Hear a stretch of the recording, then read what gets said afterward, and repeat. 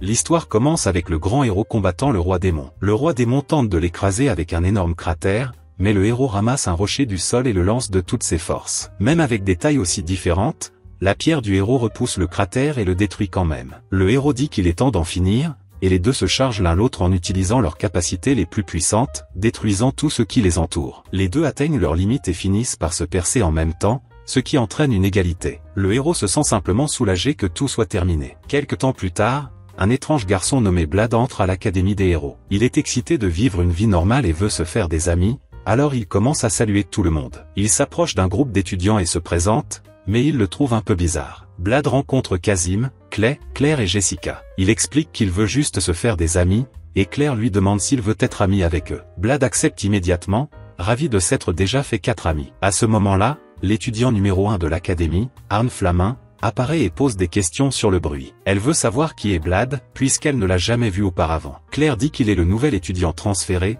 mais Arne trouve cela étrange, car l'académie n'accepte que les héros en herbe et ne fait généralement pas d'admission tardive. Blad répond qu'il ne veut pas être un héros, il veut juste se faire des amis, ce qui fait douter Arne de son sérieux. Malgré cela, Blad lui demande de l'emmener chez le réalisateur. Lorsqu'ils arrivent au bureau du directeur, Arne est surpris de voir le roi au lieu du directeur de l'académie. Elle s'incline devant lui, mais Blad marche naturellement. Arne s'excuse pour son manque d'éducation et le roi reconnaît Arne comme le meilleur élève. Il annonce qu'il sera le nouveau directeur de l'académie, ce qui rend Arne très excité, mais le roi lui demande de partir car il veut parler à Blad en privé. Arne s'irrite, ne comprenant pas comment Blad est si proche du roi, et nous découvrons alors que Blad est le grand héros. Le roi veut vous aider à retrouver vos pouvoirs. Blad dit qu'il veut juste être une personne ordinaire parce que le roi démon a déjà été vaincu, mais le roi insiste pour restaurer ses pouvoirs, l'appelant un grand héros. Dans la zone d'entraînement, Arne est surpris de voir Blad et commente qu'il donne un cours avancé. Blad répond qu'il a passé les tests de classe réguliers et qu'il a été placé là. Arne l'accuse d'avoir triché pour entrer dans la classe avancée,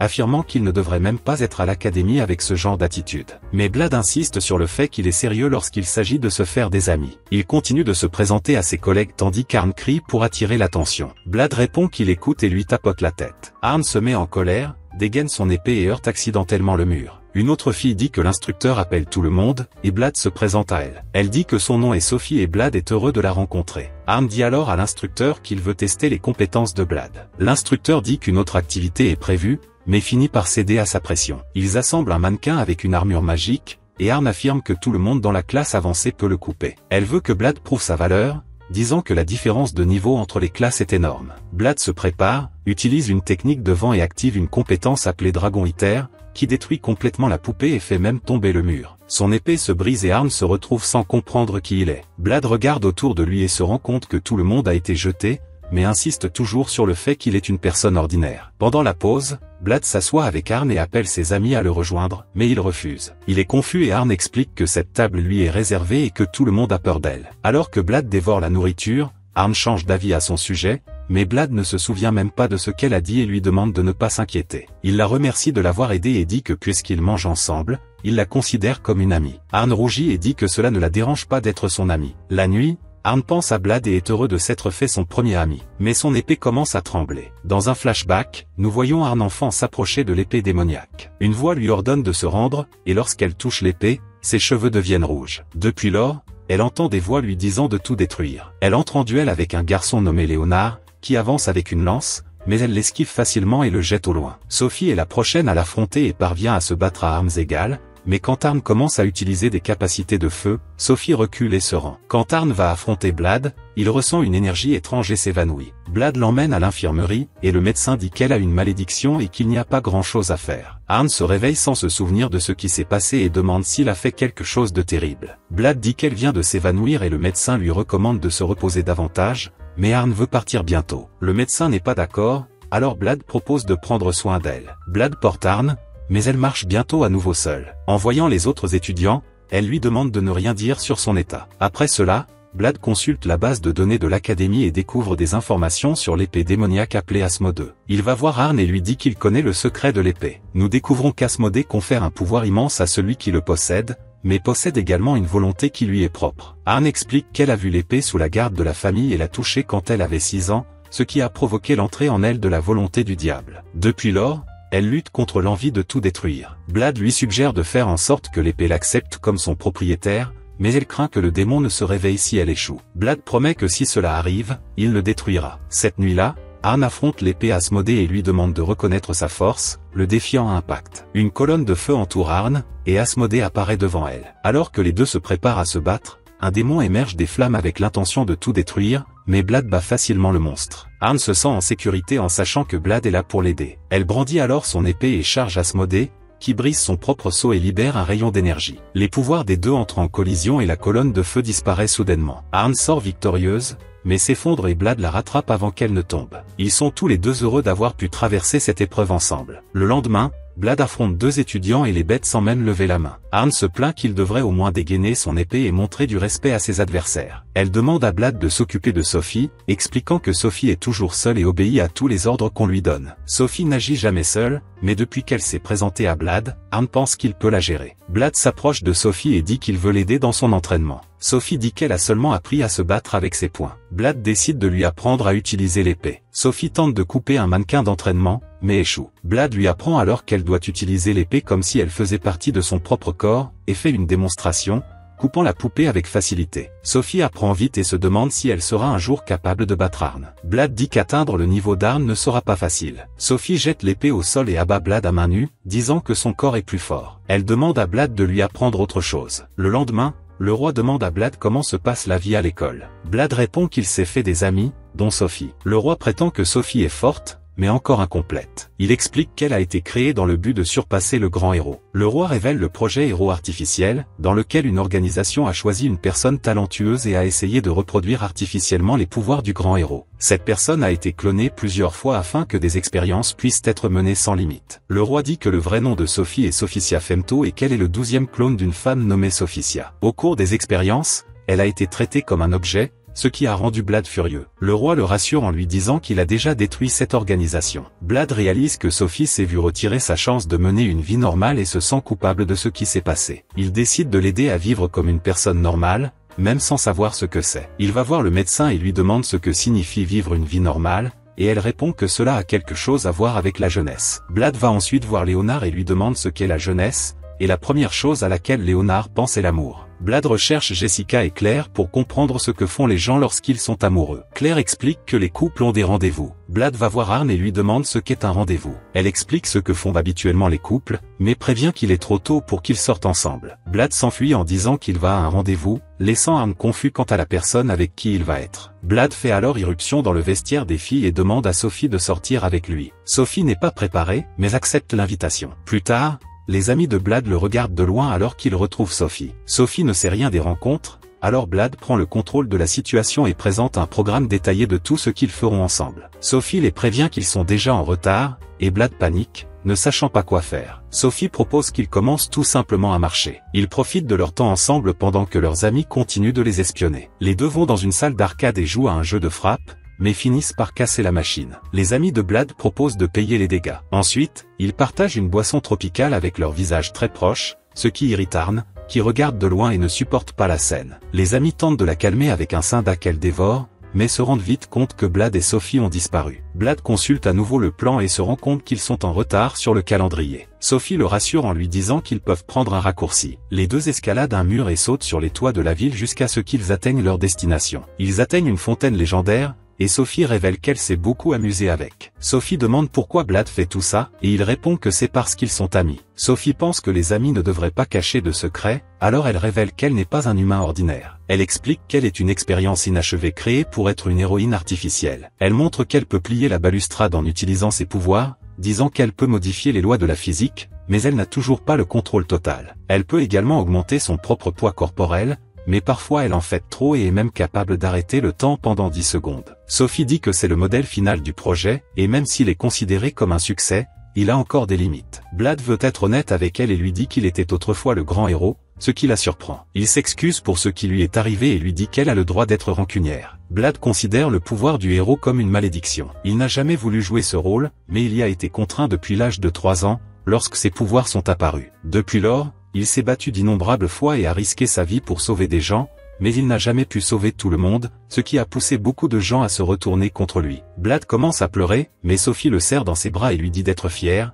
car il a sauvé des vies. Elle dit qu'elle est fière d'avoir été élevée pour être comme lui. Blad décide de laisser le passé derrière lui et lui demande de garder sa véritable identité secrète. Le lendemain, tout le monde dîne ensemble et Arn commente la créature magique que le roi a amenée à l'école. Soudain, le sol commence à trembler. Un dragon apparaît à l'académie, effrayant les soldats. Blad apparaît calmement en tenant une assiette et s'approche du dragon. Le dragon rugit, mais Blad saute dans les airs et le renverse d'un coup de poing. Ensuite, il offre de la nourriture au dragon. Tout le monde est choqué qu'il ait gagné en utilisant seulement ses poings, mais Blad dit qu'il est une personne ordinaire et que n'importe qui aurait gagné avec un seul coup. Le dragon se transforme en fille, qui serre Blad dans ses bras et l'appelle père. Blad dit qu'il va chercher ses parents, mais Sophie dit qu'elle a vu la transformation et que la vraie forme de la fille est le dragon, laissant Blad surpris. La fille veut jouer avec lui et continue d'appeler Blad papa, et il ne sait pas quoi faire. Plus tard, Blad aide la fille à prendre un bain et lui donne le nom de Ku. Arn entre dans la salle de bain et est surpris de voir Blad là. Il lui demande si elle a appris quelque chose, et elle répond que les créatures magiques, comme les dragons, recherchent la force. S'ils sont vaincus, leurs corps peuvent disparaître,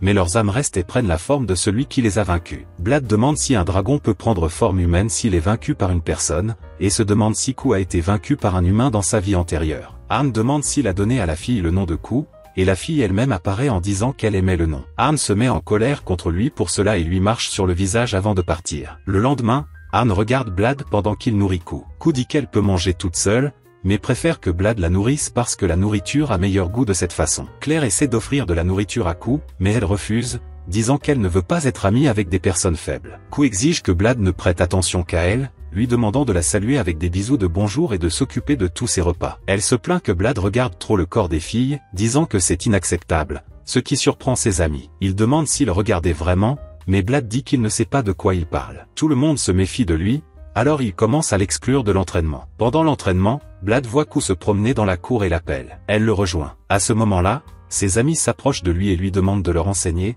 car ils viennent de rejoindre la classe avancée. Jessica veut se spécialiser dans l'espionnage, qui est le domaine de Sophie, alors Blad lui suggère de s'entraîner avec Sophie. Avant qu'il ne puisse commencer, Ku disparaît soudainement et Blad se demande où elle est allée. Ku marche seul dans l'école et trouve un groupe d'étudiants en train de s'entraîner. Il l'invite à s'entraîner avec eux, mais Ku répond qu'ils sont trop faibles et s'enfuit. Elle tombe sur Blad et dit qu'elle a faim, alors il lui apporte de la nourriture. Pendant que Ku dort, Blad parle à Arn et explique que les dragons souffrent du rejet de leurs parents à la naissance. C'est pourquoi ils reconnaissent comme père le premier être le plus fort qu'ils rencontrent. Blad pense que Ku est seul depuis sa naissance et croit que s'il cesse d'agir comme un père, elle se sentira complètement seule. Arn comprend que Blad est vraiment sérieux dans sa volonté de prendre soin d'elle. Sophie écoutait tout, alors Arn l'appelle. Elle dit qu'elle a rencontré Sophie alors qu'elle se rendait dans sa chambre et qu'elle pensait qu'elle était inquiète. Blad leur assure que tout va bien et ils retournent dans leur chambre. Mais quand ils arrivent, Ku n'est pas là. Blad la trouve sur le toit, assise et regardant le ciel. Ku dit que les lunes la calment. Elle voit la plus grande lune comme la mère et la plus petite comme le fils, se souvenant qu'elle les observait lorsqu'elle vivait seule dans le désert. Blad lui demande si elle veut se faire des amis,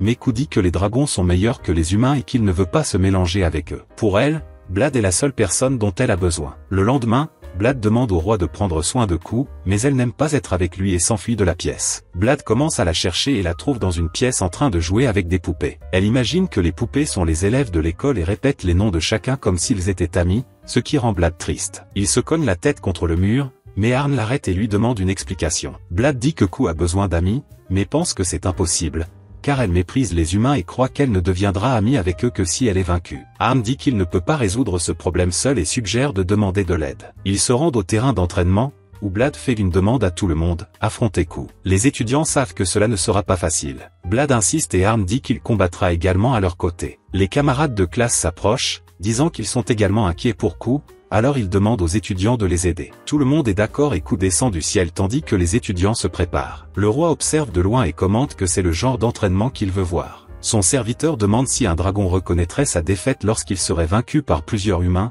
et le roi répond que les dragons voient les humains comme un groupe, donc c'est toujours un combat équitable. Nous avons découvert que lorsque Ku a été capturée, elle est tombée dans un piège et n'a pas pu se battre. Mais maintenant, Blad dit que tout sera différent, lui demandant de voir la force des humains. Ku crache du feu et Arn dégaine son épée, demandant à tout le monde de se préparer. Ku attaque avec sa queue et les étudiants courent. Arn parvient à rejoindre Ku et demande aux autres de se souvenir de ce qu'ils ont appris. Les étudiants s'organisent et s'attaquent à ces angles morts. Le roi regarde avec enthousiasme, mais se rend compte que les attaques ne sont toujours pas assez fortes pour percer les écailles du dragon. Ku abat quelques étudiants d'un seul coup, et la situation devient difficile. Sophie parvient à porter un coup de poing et Arn attaque avec l'épée démoniaque. Le roi estime que ce n'est toujours pas suffisant, mais Blad dit que tout cela faisait partie d'une distraction. Ku tombe dans un piège au sol. Le roi commande qu'il est injuste d'utiliser des pièges, mais Blad explique qu'il a été créé pendant le combat, et Léonard a creusé le trou pendant que les autres distrayaient Ku. Les étudiants avancent et Arn se prépare à un autre coup. Asmodée, l'épée, ressent les effets du combat,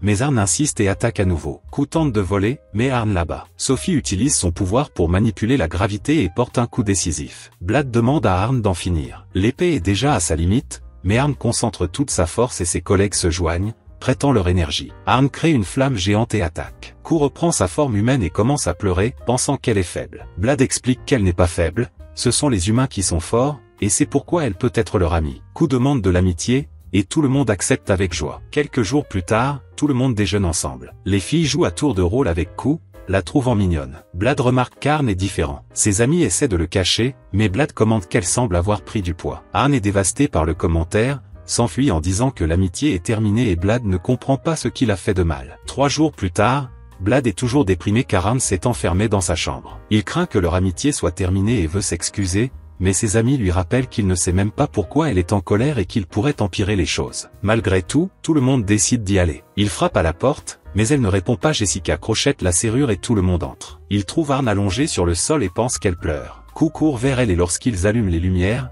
il découvre qu'Arn mange des bonbons en secret. Elle avoue que, depuis le combat contre Ku, elle a tout le temps faim et est devenue accro au dessert. Blad demande s'ils sont toujours amis, et Arn dit oui, mais elle ne voulait pas qu'il la voie comme ça. Blad est soulagé, mais alors qu'il essaie de partir, les filles le tirent en arrière, disant qu'elles doivent l'aider. Il ne sait pas comment réconforter Arn, alors Jessica demande à Léonard de donner l'exemple. Léonard dit qu'il la soutiendra même si elle grossit, mais se fait frapper par Arn. Blad essaie à nouveau et dit que ses amis sont là pour l'aider. Arn accepte d'essayer. Ils vont courir, mais elle a du mal à suivre. Elle fait d'autres exercices avec l'aide de ses amis et n'en reçoit qu'une petite portion au déjeuner. Jessica insiste sur le fait qu'elle doit réduire les calories, mais Arn ne pense qu'à manger. Elle passe du temps à transpirer dans le sauna, mais lorsqu'elle monte sur la balance, son poids n'a pas changé. Le lendemain, Arn décide de tenter quelque chose de plus radical. Elle utilise le pouvoir de l'épée et offre sa chair en échange de force. Son corps est enveloppé de flammes. Les amis d'Arn arrivent et demandent ce qui se passe. Blad demande à tout le monde de la croire. Arn prend une nouvelle forme et Asmodée lui parle,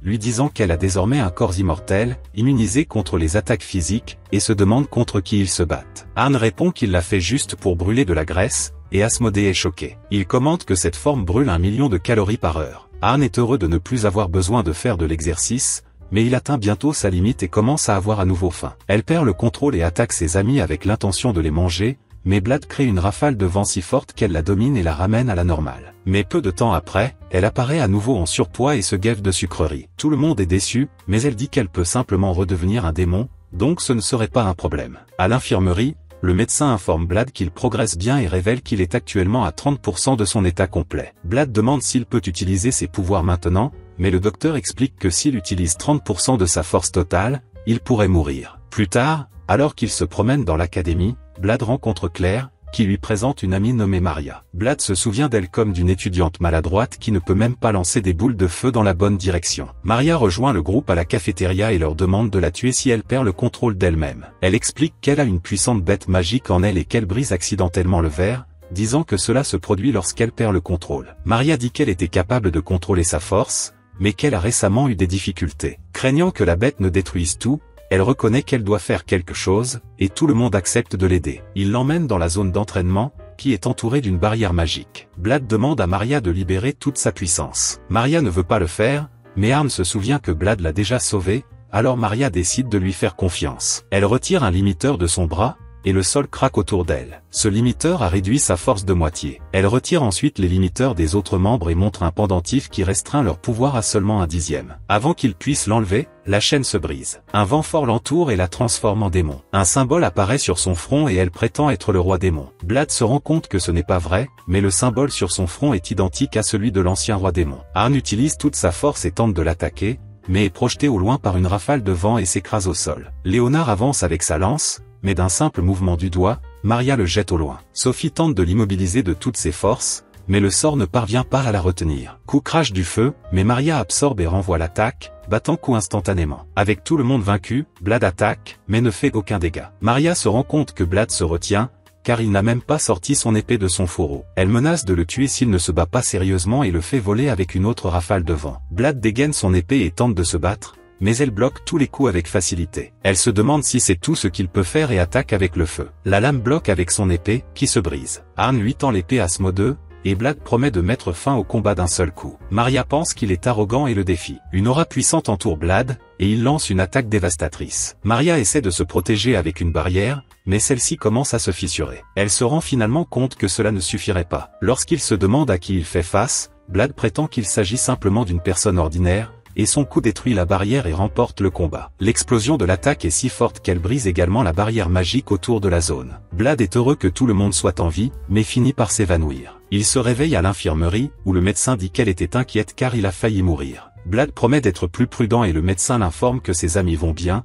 y compris le démon elle-même. Quelque temps plus tard, le démon traverse l'école et, en voyant Blade, l'appelle presque un grand héros. Blade l'interrompt et confirme qu'elle a raison, mais lui demande de ne pas dire ça. Il demande ce qui est arrivé à Maria. Le démon explique que Marie est une personnalité distincte et que personne ne lui a jamais donné de nom. Les autres étudiants ont commencé à l'appeler mal. Le roi révèle que c'est lui qui a accepté Maria à l'école, connaissant déjà son identité. Il dit que la mère de Maria était humaine et qu'elle est déjà décédée, et que l'on ne sait pas où se trouve son père, mais tout le monde sait qu'il était le roi démon. Le groupe regarde mal parler aux étudiants et se demande s'il est prudent de la laisser là, car elle pourrait être dangereuse. Arn dit que c'est le roi qui a décidé de la laisser partir libre. Mal déclare que son pouvoir est limité par le pendentif et qu'elle suivra les règles de l'école comme un élève normal. Elle part avec les autres étudiants, tandis que le groupe parle de Maria, se demandant si elle reviendra un jour. Cette nuit-là, Mal rend visite à Blade dans sa chambre et lui demande de sortir. Elle le tient et ils volent tous les deux ensemble. Au sommet du bâtiment, Mal dit qu'elle a développé sa propre conscience il y a 5 ans et qu'elle se considère désormais comme une dame.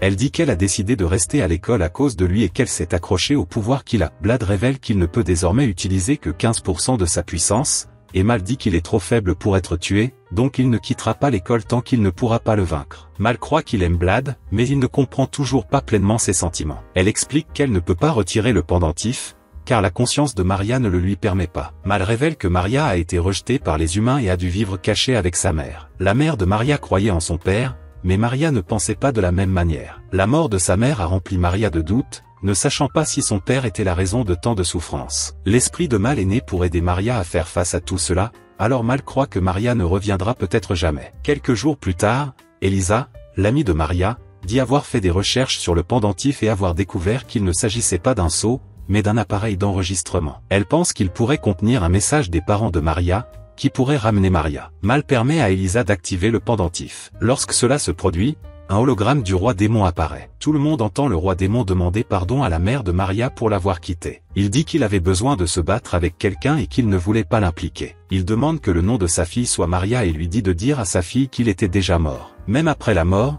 il affirme qu'il continuera à les aimer tous les deux. Mal se met à pleurer et dit que la conscience de Maria est sur le point de revenir. Tout le monde l'appelle par son nom, et la conscience de Maria revient dans son corps, toujours en pleurs. Ensuite, Blade et Maria se battent dans un duel, où Maria permet à Mal de prendre le contrôle. Au cours du combat, il devient clair que Maria veut que Mal continue d'exister avec elle, même si sa propre conscience est dominante. Blade se promène dans la ville avec ses amis, jusqu'à ce qu'il voit un chariot coincé sous un pont. Il remarque que le chariot est tiré par un centaure que Blade reconnaît comme étant Dioné. Elle est presque sur le point de le qualifier de grand héros, mais il lui demande de garder le secret. Dione explique qu'elle connaît Blade depuis longtemps. Il lui demande ce qu'elle compte faire avec le chariot, et Kou propose de résoudre le problème. Ils se rendent chez le roi, qui est le véritable propriétaire de la charrette. Le roi informe Dioné qu'elle sera professeure à l'académie, disant qu'elle est plus que qualifiée pour enseigner, et qu'il a hâte de la voir enseigner. À l'académie, Dioné démontre ses compétences en utilisant des blocs géants de fer divin, considérés comme indestructibles. Elle avance avec sa lance, perce l'un des blocs et continue de détruire les autres avec facilité. Sophie remarque que la chaleur générée par les coups fait fondre le fer. Après avoir détruit tous les blocs, Dione dit qu'elle s'est enfin réchauffée et qu'elle est prête à commencer le cours. Elle se présente à tout le monde et dit qu'elle est connue sous le nom de la lance du démon. Arn reconnaît le surnom et demande si elle est le commandant de la cavalerie. La classe est surprise d'apprendre qu'une personne aussi célèbre sera leur nouveau professeur. Dione dit que, même ainsi, il ne se compare pas au grand héros. Alors qu'il prend une douche, les amis de Blade commencent à poser des questions à Dioné sur ce qu'il était dans le passé. Jessica commence à lui frotter le dos, ce qui fait que Dione se détend et émet des sons étranges. Blad entend le bruit et entre dans les toilettes des femmes. Aaron est furieux, mais Jessica essaie de le calmer en disant que Blad a la mentalité d'un enfant de 5 ans. Dione dit que Blad avait exactement cet âge lorsqu'ils se sont rencontrés et qu'à cette époque, il était aussi féroce qu'un animal sauvage. Elle dit que, dans le passé, Blad a essayé de la manger, à un moment où elle était encore beaucoup plus faible. Après cela, elle s'est entraînée jusqu'à devenir plus forte, ce qui lui a permis de se battre aux côtés du grand héros. Dione révèle que le grand héros avait l'habitude de monter sur son dos, mais il ne l'a pas laissé participer à la bataille contre le roi démon, et elle pense que c'était parce qu'il n'était pas encore assez fort à ce moment-là. Quelques jours plus tard, Blad et Arn se promènent dans la ville lorsqu'un oiseau géant appelé Simurgh apparaît dans le ciel. Arn se demande ce qu'il fait là, mais ne s'inquiète pas, car il n'y a jamais eu de traces de Simurgh attaquant des humains. Cependant, à ce moment-là, le Simurgh fond rapidement et détruit un chariot à proximité. Arn pense à se battre, mais le regard de la créature la fait hésiter, et Blad lui demande de rester calme. Arn lève les mains et les oiseaux commencent à s'envoler. Elle se rend compte qu'il y a 2 Simurghs. Il se demande pourquoi le chariot a été attaqué et soupçonne que le roi est impliqué, alors Arn se précipite pour le confronter, tandis que Blad explique la situation. Le roi révèle que le chariot apporté par Dione transportait un œuf de Simurgh. Arn est en colère, car les actions du roi ont laissé les parents de la créature furieux. Le roi répond que l'endroit choisi par les Simurghs pour faire le nid était inadéquat, car l'œuf doit être placé à un point élevé, où il reçoit la lumière du coucher du soleil pour éclore. Il prétend que l'œuf n'éclorerait pas tout seul, alors il a décidé d'intervenir. Le roi informe que l'œuf éclosera le lendemain et ordonne à tout le monde de le protéger jusqu'à cette date. Le lendemain, Blad explique aux étudiants qu'ils doivent gagner du temps jusqu'au coucher du soleil, car les parents sont en colère et risquent de détruire l'œuf s'ils le trouvent. Il révèle le plan, cacher l'œuf et l'emmener au sommet de la tour à l'aide d'un ascenseur, afin qu'il soit en parfait état pour éclore. Pendant ce temps, les Simurghs détruisent des chariots dans la capitale, mais les étudiants ont déjà évacué les civils et font maintenant face à l'une des créatures. Ils parviennent à le piéger avec des fils de fer divin, mais l'oiseau se libère, arrache des bâtiments entiers du sol et s'envole avec eux. Malgré tout, Blad est satisfait, car ils ont gagné suffisamment de temps pour l'œuf. Alors que Claire s'occupe des blessés, le 2e Simurgh apparaît. Ku essaie de l'attaquer avec le feu, mais cela n'a aucun effet, et la créature passe à côté d'elle sans s'arrêter. Maria permet à Mal de prendre le contrôle et utilise la foudre, mais cela ne suffit pas non plus. Arn consomme toute son énergie pour utiliser la flamme d'Asmodée et inflige beaucoup de dégâts. Sans force, elle tombe dans un immeuble et trouve des puddings, qu'elle mange pour récupérer. Alors que le soleil est sur le point de se coucher, les étudiants commencent à soulever l'œuf avec l'ascenseur, mais il se brise. Un Simurgh s'approche et Blad escalade la tour pour l'atteindre,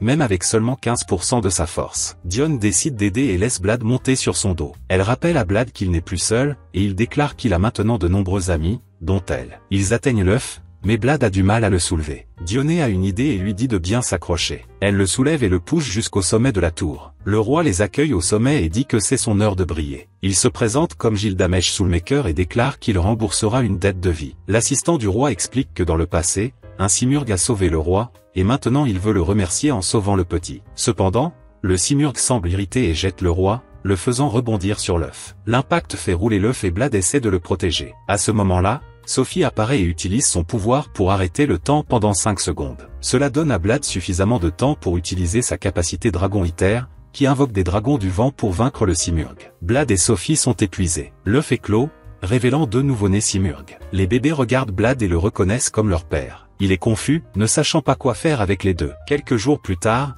Blad et Arn tentent de faire voler les Simurghs. Arn panique à cause des mouvements maladroits des oiseaux, mais les parents vivent désormais en paix avec tout le monde. Ku vole également avec eux, et Blad exprime sa joie d'avoir fait plus d'amis. Un jour sombre, Blad marche dans les couloirs de l'académie avec son épée couverte de sang. Les étudiants lui font face, mais il les bête en un instant. Il rattrape Sophie, qui dit qu'elle a toujours été curieuse de savoir ce qui se passerait si elle le combattait de toutes ses forces. Elle utilise son pouvoir pour geler le temps et porte plusieurs coups à la fois, mais lorsque le temps revient à la normale, Blad n'a subi aucun dommage. Il l'attrape par le cou et dit qu'il a rendu son corps aussi dur que de l'adamantium. Il lui enfonce son épée dans la poitrine et elle tombe au sol. Mais Blad appelle le roi, disant qu'il veut sortir de l'illusion. Le roi apparaît sur un écran et révèle qu'il ne s'agit pas d'une illusion, mais d'une réalité virtuelle, créée par un type de magie connu sous le nom de science. Il explique que dans ce monde, tout le monde peut se battre à pleine puissance sans se blesser, ce qui en fait l'endroit idéal pour s'entraîner. Blad dit que cela semble trop réel et craint que les gens confondent le monde virtuel avec le monde réel. Le roi ajuste les paramètres et transforme la scène en un pays de bonbons,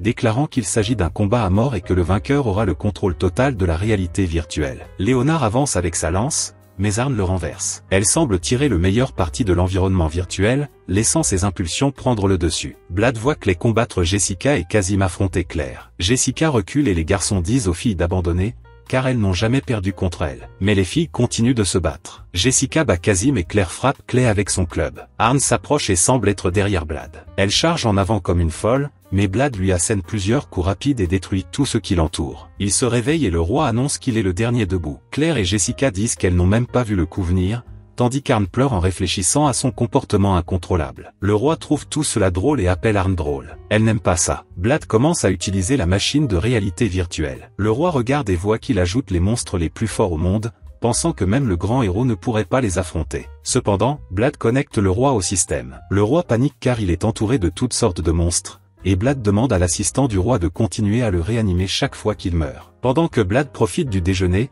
Clay et Kazim restent déprimés. Arn demande ce qui se passe et Blad explique que les deux ont été vaincus par les filles. Il dit que les deux hommes ont dû devenir complaisants et arrêter de s'entraîner. Après le déjeuner, Blad voit un dépliant faisant la publicité d'une nouvelle source chaude. Il trouve Dion en train de creuser dans la zone et accepte son invitation pour un bain relaxant. Blad se rend compte qu'Arn n'est pas là. Jessica pense qu'elle a quelque chose contre les bains mixtes, mais Arn apparaît derrière un rocher et dit qu'il n'aime pas ce genre de bain. Clay et Kazim restent découragés, et les filles essaient de dire que c'était juste de la chance, mais Arn se rend compte qu'ils aggravent la situation. Claire s'excuse d'avoir gagné, ce qui détruit leur fierté à tous les deux, qui partent en pleurant. La nuit, Blad essaie de leur parler, mais ils pensent tous les deux qu'ils ne comprendraient pas puisqu'il n'est jamais perdu. Ils révèlent qu'ils sont amoureux des filles et c'est pourquoi ils se sentent si mal à cause de la défaite. Kou apparaît soudainement et dit que tout ce qu'ils ont à faire est de devenir plus forts, car les filles aiment les garçons forts. Elle dit que Blad peut les entraîner. Pendant ce temps, les filles ont une soirée rien que pour elles. Jessica demande ce qu'ils devraient faire à propos de Kazim et Clay. Claire suggère de les laisser gagner, mais les autres pensent que cela ne ferait qu'empirer la situation. Kou apparaît en disant que les garçons aiment les filles fortes et dit qu'ils devraient devenir encore plus forts. Mais il semble que les filles ne les aiment même pas tant que ça. Kazim et Clay suivent l'entraînement de Blad, qui les oblige à faire toutes sortes d'exercices absurdes. Le prochain cours de réalité virtuelle commence et les garçons prévoient de déclarer leur amour s'ils gagnent. Lorsque le combat commence, les filles avancent, mais les garçons savent désormais utiliser l'énergie spirituelle et sont capables de les repousser. Blad commente qu'il a aidé les deux à éveiller ce pouvoir, mais les filles ont également appris d'Arn et maîtrisent désormais la même énergie. Claire bat Kazim avec son club, et Jessica gèle Clay avant de l'achever avec un éclair. Après le combat, les garçons remercient les filles de ne pas avoir été indulgents avec eux et promettent de devenir encore plus forts. Kazim pose des questions sur les attaques de glace et de foudre de Jessica, et elle dit qu'elle les a apprises grâce à Sophie et Maria. Clay pense qu'il a été attaqué par un groupe, mais Arn intervient et dit qu'ils se sont entraînés avec Blad. Elle demande ensuite pourquoi ils ressentent le besoin d'être plus forts que la personne qu'ils aiment, disant que cela n'a pas de sens puisqu'elle sait qu'elle ne sera jamais plus forte que Blad. Les filles trouvent un robot et sont curieuses de savoir ce qu'il fait là, jusqu'à ce qu'il s'active et montre une image de Blad. Pendant ce temps, Blad médite et Kou essaie de l'attaquer, mais est repoussé par son aura. Kou demande ce qu'il fait, et Blad dit qu'il stocke de l'énergie pour pouvoir utiliser plus de 15% de sa puissance. À ce moment-là, les filles arrivent avec le robot, disant qu'il cherchait Blad, mais il dégaine son épée et le détruit avec sa capacité dragon iter. L'épée se brise, mais Blad commente que la méditation a fonctionné, car il ne se sentait pas épuisé après le coup. Arn demande pourquoi il a détruit le robot, et Blad explique que c'était un gardien et qu'il devait être éliminé. Pendant qu'il parle, le robot scannait le corps d'Arn et effectue une mise à jour du système. Le lendemain, le robot revient, mais maintenant il a la forme d'une fille. Elle révèle qu'elle a choisi cette forme pour éveiller l'instinct protecteur de Blad. Lorsque Blad lui demande qui elle est, elle se prépare à l'attaquer, et il réagit en premier, la jetant contre le mur. Arn le gronde pour avoir attaqué une fille, mais Blad dit qu'il n'a pas besoin de s'inquiéter. Après un certain temps, la fille récupère et Blad veut la détruire à nouveau, mais Arn l'arrête en disant qu'elle n'est pas dangereuse. Blad reste méfiant, car il connaît le danger des gardiens. La fille révèle qu'elle a reçu l'ordre de détruire Blad, mais qu'elle observe désormais simplement pour collecter des données. Claire lui demande si elle veut rejoindre la classe et décide de l'appeler Yona, à cause de l'inscription d'Ina sur sa poitrine. La fille dit que c'est juste son numéro d'identification, mais Claire insiste sur le nom. Yona dit qu'elle ne veut pas participer au cours, mais Claire propose de l'aider à créer un plan pour vaincre Blad, et Yona accepte. Ils discutent de la façon de vaincre Blad, et Claire demande pourquoi elle le poursuit. Yona explique que Blad a envahi la zone qu'elle protégeait, la bibliothèque royale, où il a appris l'existence d'Asmode. Elle dit que Blad l'a détruite plusieurs fois, mais il prétend qu'il a toujours riposté après avoir été attaqué en premier. Les filles critiquent le comportement de Blad, alors il s'éloigne. Sophie le suit et Blad lui dit qu'il s'est introduit dans la bibliothèque uniquement en raison de ses obligations de grand héros. Nous avons découvert que les gardiens gardent leurs âmes dans des endroits séparés, afin qu'ils ne meurent pas si leurs corps sont détruits. Elisa croit qu'Yona ne pourra pas le vaincre, car Blad sait qu'elle ne peut pas mourir. Elisa suggère alors de transférer l'âme d'Yona dans son propre corps, ce qui fait hésiter Blad à l'attaquer. Sur le champ de bataille, Blad et Yona se préparent à se battre. Yona révèle qu'elle n'est plus connectée à l'ordinateur central, donc si elle est détruite, elle mourra vraiment. Elle commence à se battre et bat facilement Blad, lui demandant pourquoi il ne riposte pas. Alors que Blad se prépare à utiliser sa capacité, il hésite, sachant qu'elle pourrait mourir. Il essaie ensuite de l'utiliser avec ses mains, mais cela ne fonctionne pas, et Yona continue de le frapper jusqu'à ce qu'il tombe. Elle porte un coup final qui détruit les environs. Blad admet sa défaite et tout le monde célèbre la victoire d'Yona. Plus tard, Yona explique qu'elle essaie de se reconnecter à l'ordinateur central, mais celui-ci la rejette comme défectueuse. Elle se sent en insécurité sans superviseur et demande à Blad de devenir son maître. Yona révèle que s'il refuse, le compteur continuera à compter à rebours jusqu'à ce qu'elle s'autodétruise. Tout le monde panique lorsqu'elle révèle qu'elle va exploser dans quelques jours, alors Blad accepte d'être son maître. Yona devient la servante de Blad et promet d'obéir. Sophie est gênée parce qu'Yona copie sa façon d'agir, et les deux commencent à se disputer l'attention de Blad. Les deux organisent une compétition pour voir qui sert le mieux Blad. La nuit, ils regardent Blad dormir. Yona dit qu'elle s'est toujours sentie seule et que Blad était le seul à lui rendre visite. Sophie dit également qu'elle vivait isolée dans le laboratoire et qu'elle n'a pu rester connectée au monde que grâce à Blad. Les deux réalisent qu'ils ont plus en commun qu'ils ne le pensaient et commencent à s'entendre, rendant Blad heureux. Le lendemain, Blad demande à voir le compteur d'Yona et apprend qu'elle va exploser dans quelques heures. Elle dit qu'être la servante de Blad n'a fait que ralentir le processus, et Elisa pense que cela s'est produit parce que Blad est humain. Yona dit qu'elle veut passer ses derniers instants avec eux, et tout le monde organise une fête. Sophie lui dit de profiter du moment, la qualifiant d'amie. Tout le monde s'amuse à la fête, mais après, Arn cherche Blad et ne le trouve pas. Yona se rend compte que son temps est compté, s'éloigne du groupe et crée une barrière pour les protéger. Elle les remercie d'avoir rendu ses derniers instants heureux et dit qu'elle comprend désormais les humains. Yona admet qu'elle a peur, car elle ne veut pas mourir, et leur demande de ne pas l'oublier. Elle dit au revoir, mais à la surprise générale, elle n'explose pas. À ce moment-là,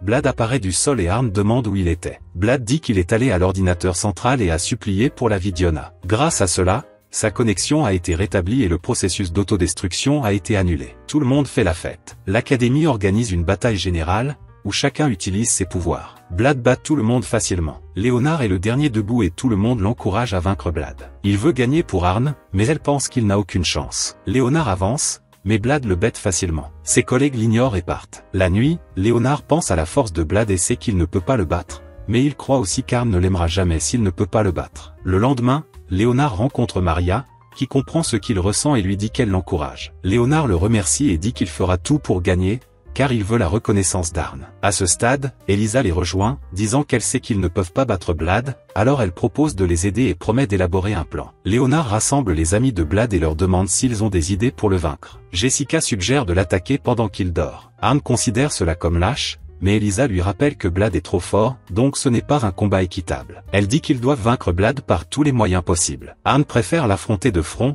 avec n'importe quelle arme qui peut lui donner un avantage. La réunion se termine et Arn défie Blad en utilisant la lance de Léonard, mais il la bête facilement et brise l'arme. Jessica décide d'essayer sa tactique et s'introduit dans la chambre de Blad pendant qu'il dort, mais Yona la détecte et la jette dehors. Jessica se plaint, disant qu'ils sont alliés, mais Yona dit que c'était une réaction automatique du système. Les autres tentent également de lui faire face, mais aucun n'y parvient. Arn tente même de gagner au jeu de pierre-papier-ciseaux, mais il perd à chaque fois et se blesse même au poignet. Ils tiennent une autre réunion, où Arn dit qu'il veut forcer Blad à admettre sa défaite. Ils se souviennent qu'Yona a gagné en utilisant sa propre vie comme otage, et ils décident d'utiliser des otages pour gagner. Léonard semble hésitant, mais Arn le convainc et tout le monde accepte le plan. Dans la salle de classe, Blad pose des questions sur Léonard et les autres. Arn fait semblant de ne pas savoir, et Jessica dit qu'ils sont juste sortis pour résoudre quelque chose. Claire dit à Blad de ne pas s'inquiéter. 3 hommes masqués entrent et disent avoir pris le contrôle de la pièce. Arn les appelle des terroristes, mais Blad reste calme. Les terroristes présumés prennent le médecin en otage et ordonnent à tout le monde de partir. Blad commence à partir,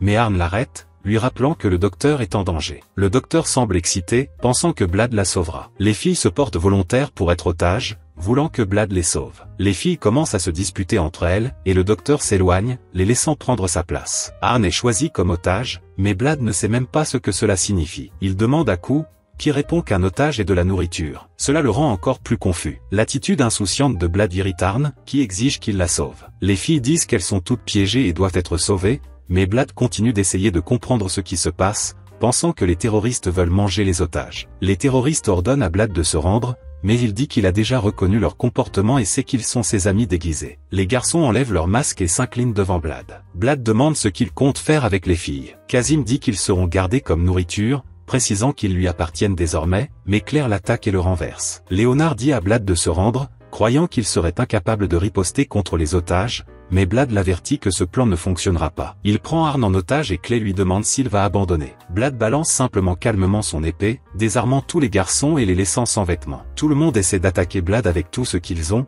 mais il les bête facilement, sans comprendre ce qu'ils font. Maria admet que les garçons faisaient simplement semblant d'être des terroristes. Blad pense alors qu'ils jouaient à faire semblant et demande s'ils vont le refaire le lendemain, mais il semble qu'ils aient déjà abandonné l'idée. À la cafétéria, Blad voit un groupe d'étudiants célébrer un anniversaire, et nous découvrons qu'il ne sait même pas ce que c'est. Dion révèle que personne ne connaît l'âge exact de Blad, affirmant qu'ils l'ont trouvé il y a 16 ans, alors qu'il avait environ 1 an. Maria demande à quelle date cela s'est produit, et Dion répond que ce sera dans 1 mois. Nous avons découvert que Blad tenait une épée lorsqu'il a été retrouvé, c'est ainsi qu'il a obtenu son nom. Arn commence à penser à un cadeau pour son anniversaire, lorsque le roi apparaît soudainement, disant qu'un curry de porc serait un bon cadeau. Jessica commente que Blad peut manger ça à la cafétéria, mais Gildamesh suggère de préparer un curry tonkatsu spécial. Les étudiants se rassemblent dans une chambre souterraine, où Gildamesh annonce que tout le monde suivra une formation avec de la nourriture délicieuse, révélant un décor de jungle. Tout le monde est surpris que cet endroit existe sous le château, pensant qu'il doit y avoir de la magie impliquée. La porte se ferme derrière eux et Gildamesh explique qu'elle ne s'ouvrira que lorsqu'ils auront terminé la mission. Son assistant dit que les étudiants doivent survivre jusqu'à ce qu'ils consomment 11 milliards de calories. Dion explique qu'il y a beaucoup d'ingrédients autour,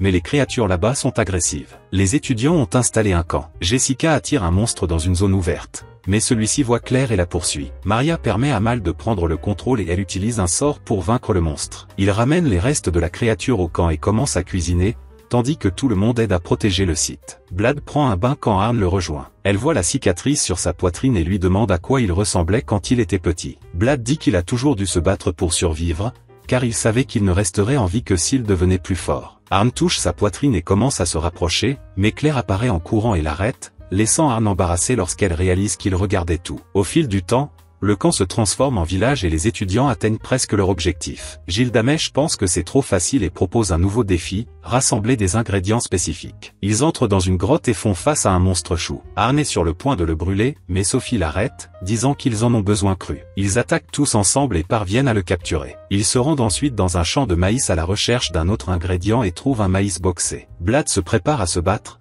mais Sophie lui dit qu'il doit utiliser ses poings, sinon ce ne sera pas bon. Blad remporte le combat et le groupe capture le maïs. Il trouve une carotte sur le sol et Blad essaie de la retirer, mais Arn l'arrête. La carotte émet un cri aigu et Arn révèle que le son est une malédiction mortelle. Yona intervient en disant que les malédictions ne l'affectent pas parce qu'elle est un robot. Elle arrache toutes les carottes et les autres se bouchent les oreilles, car le bruit détruit tout autour. Yona termine la tâche et Gildamesh félicite les progrès du groupe, disant qu'il est temps de rechercher l'ingrédient final. Ils se rendent dans un arbre géant à la recherche de la créature connue sous le nom de roi des bêtes. Le sol tremble lorsque la créature apparaît. Les étudiants se préparent, mais Blad remarque une autre présence. Une créature beaucoup plus grande apparaît, vint le roi des bêtes et pousse un puissant rugissement. Gildamesh le reconnaît comme un mastodonte et dit que sa chair est encore plus savoureuse. Tout le monde attaque avec tout ce qu'il a, mais le mastodonte les bête facilement. Sophie et Yona lancent de puissantes attaques, suivies par toutes les filles, créant une énorme explosion, mais le monstre reste debout. Il tire un rayon d'énergie, mais Léonard protège tout le monde avec une barrière. Arn prête l'épée Asmodeu à Blad,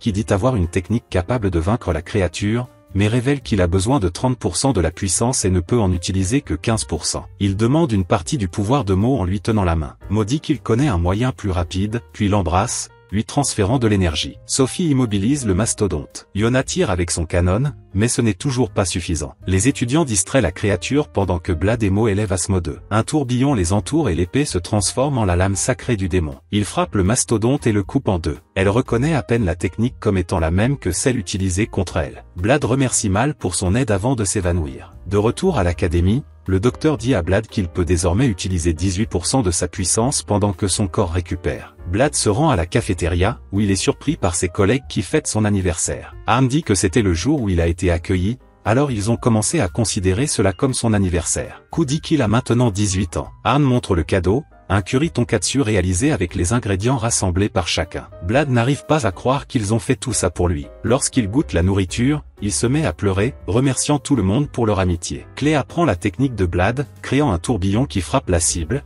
et est heureux d'avoir réussi. Sophie les rejoint, reçoit une vague explication de Clay, mais parvient également à utiliser la technique, s'entourant d'un puissant tourbillon. Les garçons sont surpris. Blad dit que c'est ainsi que la technique devrait être, et Sophie libère du vent, détruisant complètement la cible. Soudain, Sophie attaque Blad, mais la vraie Sophie apparaît et bloque l'attaque. Tout le monde se rassemble et réalise qu'il y a deux Sophie. L'imposteur s'enfuit. Elle revient dans un bâtiment abandonné. Nous découvrons que son nom est Wan, et qu'elle est avec d'autres copies du programme de héros artificiels. Elle rapporte que la mission de reconnaissance a été un succès et partage les données avec les autres, leur permettant à tous d'apprendre la technique de Blad. Ils testent l'attaque et détruisent le bâtiment, mais révèlent que ce n'est pas leur véritable objectif. La véritable mission est d'assassiner Blad. Jessica teste l'une des inventions d'Elisa en tirant du feu sur une cible. Tout le monde est impressionné, mais Blad dit que ce n'est rien de spécial. Elisa s'énerve, se rappelant qu'ils ne sont pas aussi forts que lui. À ce moment-là, l'un des clones apparaît. Blad lui demande ce qu'elle veut apprendre, et elle répond qu'elle veut apprendre à le tuer. Elle l'attaque durement, échangeant des coups avec Blad. Même si elle a été vaincue, elle se plaint qu'il ne lui a toujours rien appris, puisqu'il est toujours en vie. Blad dit qu'il ne veut pas mourir, mais elle commence à flirter avec lui. Sophie apparaît et menace la jeune fille, qui décide de reculer. Nous avons découvert que c'était la 4e fois que les filles attaquaient Blad. Ils en discutent au café, essayant de comprendre pourquoi ils continuent d'essayer. Arn pense qu'ils essaient de l'assassiner, mais Blad s'en fiche et Sophie promet de le protéger. Dans la cachette, les filles se rassemblent devant leur chef, qui exige qu'elles prouvent qu'elles peuvent surpasser le grand héros, car c'est pour cela qu'elles ont été créées. Sophie va voir Blad pendant qu'il dort et voit qu'Yona le protège. Yona rassure Sophie en lui disant qu'elle restera à ses côtés. Sophie part et trouve Wan. Elle dit que les filles devraient abandonner car elles ne peuvent pas tuer Blad. On répond qu'ils ont des ordres, et que surpasser le héros est leur seul but dans la vie. Sophie sait qu'ils ont tous été modifiés après l'abandon du projet et pense que cela a affecté leur corps. L'un d'eux confirme que leur vie a été écourtée. Sophie tente de convaincre Wan d'abandonner la mission, mais elle dit que l'ordre est absolu. Elle attaque Sophie, qui la bloque et la fait tomber. Sophie était sur le point de vaincre Wan, mais elle hésita et la laissa partir. L'un d'eux a dit qu'il l'attendrait. Pendant ce temps, Blad et ses amis étaient dans le monde virtuel. Il a commenté que Sophie avait l'air petite, mais la fille s'est présentée comme Senku. Cela a permis à tout le monde de réaliser que les filles avaient des noms. Elisa a reconnu que Senku était un mot ancien et oublié qui signifiait le chiffre 5. Senku a attaqué Blad, le renversant et le frappant à plusieurs reprises. Il a fini par mourir dans le monde virtuel, mais s'est réveillé dans le monde réel. Elisa a révélé que Senku était heureux de croire qu'il avait gagné, pensant que cela suffirait à la convaincre de la mort de Blad. Cependant, Senku s'est rendu compte qu'elle avait été trompée et est partie à sa recherche. Une autre fille l'a rejoignit, voulant également le vaincre. Blad a attiré les deux dans un autre bâtiment, où Arn avait rassemblé les mages. Ils ont attaqué les filles, mais l'une d'elles a avancé sans s'arrêter, jusqu'à ce qu'Arn la renverse avec un sort. Senku apparut bientôt, prenant Arn par surprise, mais Blad utilisa la magie pour la repousser. Arn fut surpris de voir qu'il savait utiliser la magie. Les filles se sont levées et ont combiné leurs pouvoirs pour créer un trou noir, qui a détruit tout ce qui l'entourait. Blad pensait que le phénomène ne durerait que 10 secondes, mais même après avoir épuisé son énergie, le trou noir est resté actif. Yona a expliqué qu'il ne disparaîtrait pas de lui-même et qu'il était sur le point d'attirer quelques étudiants. Blad a réussi à les sauver. Sophie sauta vers le trou noir et utilisa son pouvoir pour absorber son énergie. Elle a réussi à l'affaiblir jusqu'à ce qu'il disparaisse, mais a fini par s'évanouir, et Blad l'a tenue, lui disant qu'elle avait fait du bon travail. Cette nuit-là, Sophie s'est réveillée et a demandé si quelqu'un avait été blessé. Blad a dit que seuls quelques étudiants avaient été blessés, mais Claire les avait déjà soignés, il n'y avait donc pas lieu de s'inquiéter. Il a posé des questions sur les filles, et Sophie a révélé qu'elles faisaient également partie du projet du héros, mais qu'elles avaient subi des modifications plus profondes. Sophie se souvint qu'elle avait été sauvée par Gilgamesh, alors que ses sœurs n'avaient personne, et donc leur destin était différent. Blad a dit qu'il voulait être ami avec eux et a suggéré qu'ils s'inscrivent tous à l'école, mais Sophie a expliqué que ce n'était pas possible. Ils avaient subi des changements neurologiques et ne pouvaient pas désobéir aux ordres qu'ils recevaient. Après cela, Blad et ses amis sont allés parler au roi. Ils ont découvert que Sophie avait quitté l'académie. Arn a demandé pourquoi Gilgamesh ne l'avait pas arrêté, mais il a répondu que ce n'était pas sa place. Blad pensait que Sophie cherchait ses sœurs, et Arn a insisté pour qu'il la ramène. Jessica a suggéré de commencer par chercher les cachettes des filles, mais Gilgamesh a demandé à tout le monde de réfléchir à la décision de Sophie. Il se souvint que la seule façon d'arrêter les sœurs serait de les tuer, et que peut-être Sophie était partie seule pour épargner à ses amis la culpabilité. Arn pensait qu'il devait y avoir une autre solution, et le roi leur demanda de bien réfléchir avant d'agir. Blad a décidé de poursuivre Sophie quand même. Ku et Yona voulaient aussi l'aider. Il les a à peine rejoints. Au moment de partir, ils ont vu que le reste de leurs amis était déjà prêt et les ont même appelés lents. Sophie se rendit dans une cachette, mais la trouva vide. Arn l'a rattrapée. Sophie a demandé à continuer seule, mais Arn a insisté sur le fait qu'il pouvait l'aider. Sophie a ensuite expliqué à ses amis le projet Big Hero. Elle a dit qu'elle et ses sœurs ont été élevées pour surpasser le grand héros. Le programme était censé être arrêté, mais quelqu'un a volé les échantillons et a poursuivi les recherches, ce qui a conduit à l'émergence des sœurs. Arn ne comprenait pas pourquoi ils étaient après Blad, puisqu'ils auraient dû être après le véritable grand héros. Sophie pensait qu'il utilisait Blad comme un test de puissance et qu'il se laissait simplement porter par le jeu. Sophie se sentait coupable d'avoir eu une vie normale et voulait protéger tout le monde, même si cela lui coûtait la vie. Arn la frappa légèrement, lui disant qu'elle pouvait compter sur ses amis. Sophie a eu du mal à les sauver, car ils n'avaient pas le choix et leur corps avait peu de temps à vivre. Mais Blad lui a demandé de lui faire confiance et a demandé de l'aide à tout le monde. Dans une autre cachette, les sœurs se sont vues rappeler qu'elles devaient tuer Blad. Ils ont trouvé une lettre à l'extérieur avec une invitation à le confronter. Dans l'arène de l'académie, Blad attendait. Arn doutait qu'ils acceptent, mais Sophie était confiante, disant qu'elle accepterait si c'était avec elle. Les sœurs sont apparues et ont averti qu'elles allaient tuer Blad. Elisa a rappelé le plan à Blad.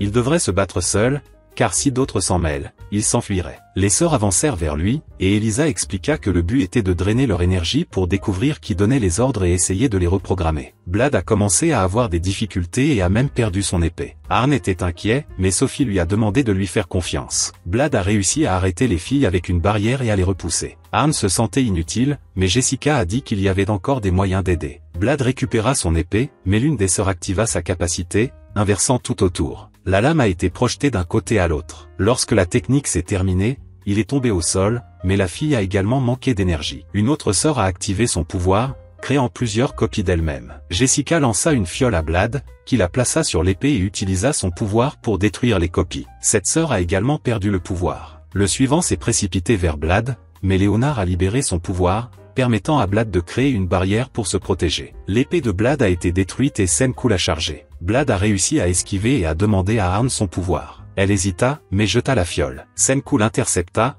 la faisant tomber au sol. Sophie a utilisé son pouvoir pour arrêter le temps, a pris la fiole et a sauvé Blad. Senku prépara son attaque finale, mais Blad utilisa le pouvoir de Sophie et réussit à contre-attaquer. Senku est resté sans force. L'un d'eux fut le dernier à se lever et à essayer d'achever Blad, mais il avait toujours le pouvoir d'Arn. Ils se sont affrontés, créant des flammes partout. Lorsque la poussière retomba, Wan était toujours debout. Le soleil a commencé à se coucher. Blad a demandé pourquoi elle s'était arrêtée, et Wan a dit que le temps était écoulé. Son corps a commencé à se détériorer. Elle a dit qu'il ne leur restait que 14 jours à vivre, et que ce serait leur dernier. Blad a demandé de l'aide à Elisa, mais elle a dit qu'il était trop tard. Blad a pensé à chercher son créateur. Elisa a révélé qu'il l'avait déjà trouvé, mais qu'il était mort depuis longtemps. Personne ne leur donnait d'ordre. Sophie a demandé à Blad de rassembler toutes les sœurs, disant à Wan qu'il y avait encore de l'espoir. On sentait qu'il n'y avait plus de sens à vivre après avoir échoué. Blad a dit que s'il survivait, il pourrait devenir plus fort et essayer de le vaincre. Les filles ont aimé l'idée et Sophie a demandé à Wan d'utiliser sa capacité. Avec l'aide de Blad,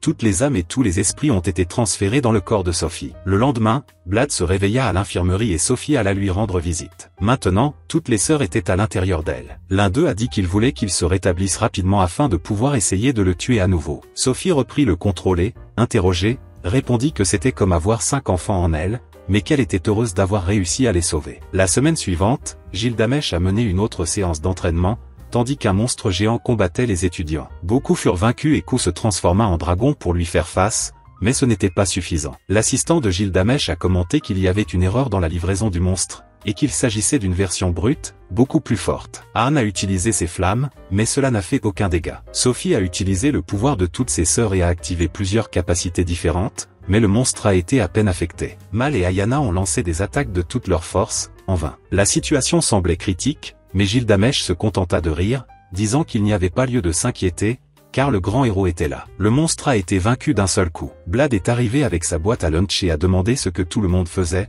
et c'est là que la vidéo s'est terminée.